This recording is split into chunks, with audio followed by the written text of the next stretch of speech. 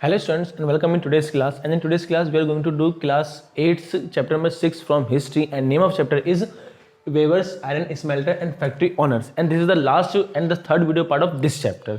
So last chapter हमने ये देख लिया था कि भाई इंडिया के अंदर जो mid 19th and 19th century का जो स्टार्टिंग था उसमें कैसे इंडिया की जो इकोनॉमिक थी इंडस्ट्रियलाइजेशन थी वो बूस्ट हो रही थी, जिससे इंडिया के इंडियंस को और साथ साथ में ब्रिटिशर को फायदा हो ही रहा था। ये आपको ध्यान रखना है। इसके अलावा ये भी देखा था कि कौन कौन से इंडस्ट्री स्टैब्लिश हुई थी, जैसे कॉटन इंडस्ट्री था, कॉयल माइनिंग था, उसके बाद जूट इंडस्ट्री थी और भी अदर छोटे मोटे इंडस्ट्री थी जो स्टैब्लिश हुई थी, जिससे इंडियंस को और ब्रिटिशर को बहुत फायदा हुआ था। अब हम आज की क्लास में देखेंगे, वैसे इंडियंस को कम हुआ था, ब्रिटिशर को ज़्यादा हुआ था, ये ध्यान रखना। तो आज की क्लास में हम ये देखेंगे कि भाई जो कॉटन थे, कॉयल थे और जो आपके जूट थे, इनके अलावा और कौन कौन सी इंडस्ट्री थी और कौन कौन से ऐसे कल्टीवेशन थे जो इंडिया के अंदर बूस्ट हो रहे थे, जिससे इंडियंस को और सबसे ज़्यादा फायदा ब्रिटिशर को हो रहा था। So let's see.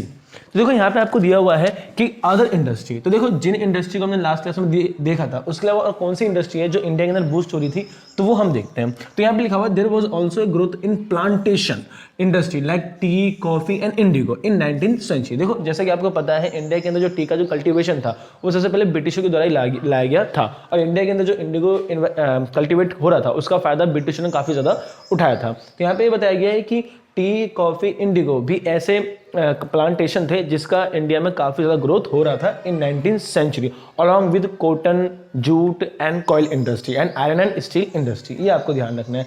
उसके अलावा इन इंडस्ट्री को बढ़ाने के लिए ब्रिटिश ने क्या क्या किया था वो देखो।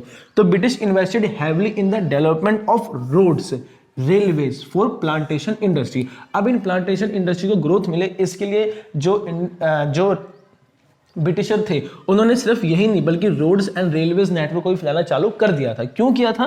ताकि the British developed these means of transportation to transport cotton and other raw material. इन ट्रांसपोर्टेशन को नहीं कि रोड्स को, रेलवेज को ब्रिटिशर ने इसलिए ग्रोथ दिया था, इसलिए डेवलपमेंट दिया था ताकि वो इन प्लांटेशन वाले टी, कॉफी एंड इंडिगो को एक जगह से दूसरी जगह ट्रांसपोर्ट कर सके। ये आपको ध्यान रखना है। फिर इस पॉइंट में क्या कहता है कि rail, road, water transportation network proved beneficial for the Indian later. और जो ट्रांसपोर्टेशन, जो मीन्स ऑफ ट्रांसपोर्टेशन ब्रिटिशों द्वारा इस्टेब्लिश किया गया था, ये मीन्स ऑफ ट्रांसपोर्टेशन जैसे खास करके रेल और रोड, ये काफ़ी ज़्यादा बेनिफिशियल प्रूव्ड हुए बाद में इंडियंस के लिए, और इन ट्रांसपोर्टेशन ने काफ़ी एक अच्छा मतलब हेल्प किया था इंडिया के अंदर रिवॉल्यूशन इन नेशनलिज्म होने के अंदर अगेंस्ट द ब्रिटिशर। ये आपको ध्यान रखना है। तो अब हम देखते हैं इसके अलावा और कौन कौन से चेंजेस थे जो ब्रिटिश उस टाइम पे इंडस्ट्री के अंदर लेके आए थे। तो यहाँ पे कहता है changing attitude of the British. क्या चेंज होते हैं वो देखते हैं। तो क्या कहता है, इस सेपरेट डिपार्टमेंट ऑफ कॉमर्स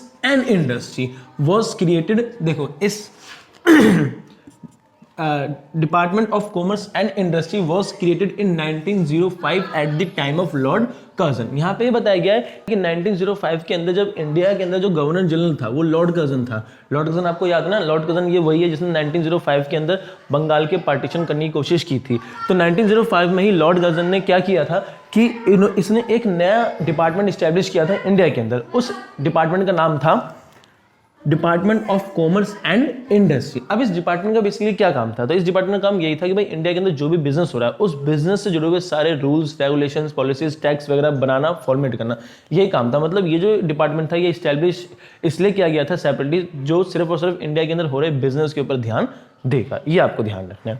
अब नेक्स्ट टॉपिक क्या कहता है कि सेवरल अदर इंडस्ट्रीज लाइक, देखो कॉटन तो हुआ ही हुआ, जूट हुआ, कॉयल हुआ, ठीक है, इसके अलावा ये टी, कॉफी, इंडिगो ये सारे हुए, बट इसके अलावा अदर भी इंडस्ट्री थे जिनको काफ़ी ज़्यादा बूस्ट मिला था 19th सेंचुरी के स्टार्टिंग में। वो कौन से थे? तो वो देखो like rice, flour, timber, iron and steel works and mineral in industry such as salt, mica and saltpetre were developed in the beginning of the 20th century. यहाँ पे ये बताया गया है कि भाई 19th सेंचुरी में तो बहुत बड़ी बड़ी इंडस्ट्री इस्टेब्लिश हुई, बूस्ट हुई, बट 20th सेंचुरी में भी काफ़ी ज़्यादा इंडस्ट्रीज बूस्ट हुई थी, इस्टेब्लिश हुई थी। वो कौन कौन सी थी? तो यहाँ बताया गया जैसे आपका चावल हो गया, आटा हो गया, ठीक है, उसके बाद लक्कड़ हो गए, आयरन एंड स्टील के से बनने वाली दूसरी चीज़ें हो गई, ये सारी चीज़ काफ़ी ज़्यादा बूस्ट हुए थे 20th सेंचुरी के अंदर। ये आपको ध्यान रखना है। इसके अलावा सॉल्ट यानी कि जो नमक होता है वो भी आपका बूस्ट हुआ था, ठीक है, ये भी आपका क्या होता है, एक ये आपका मिनरल होते हैं, मिनरल जैसे कि सॉल्ट, ये भी हो गया।